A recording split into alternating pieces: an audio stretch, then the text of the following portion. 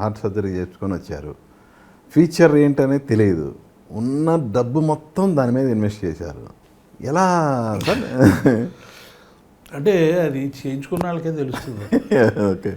ఇప్పుడు మనం ఇంత పెద్ద ఆపరేషన్ చేయించుకున్నాము అని మూలపడేవాళ్ళు 75%.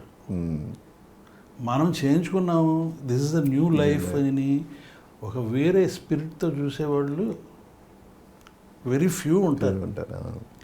ఆయన ఆ కేటగిరీలోకి చేసే మనిషి అనమాట.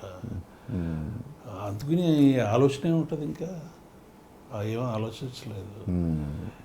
ఆయన తీసుకునే జాగ్రత్తలన్నీ తీసుకున్నారు.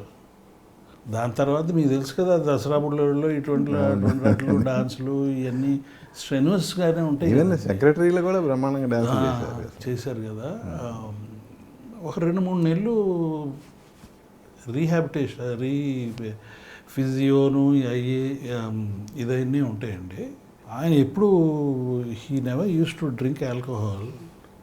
ఆపరేషన్ చేసిన తర్వాత డాక్టర్స్ అడ్వైస్ మీద 2 స్మాల్ డ్రింక్స్ అది చాలాసార్లు చెప్పారు తీసుకునేవారు.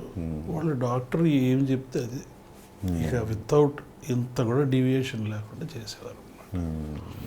ఆయన 40-50 సిగరెట్లు కాల్చేవారు. ఆ రోజుల్లో ఫిల్టర్లు కూడా ఉండేవి. అన్ని ఎప్పుడైతే ఆపేయమన్నారో అప్పుడు ఆపేసారు. Never touched again. సినిమాల్లో ఊరికే ఊదటం కానీ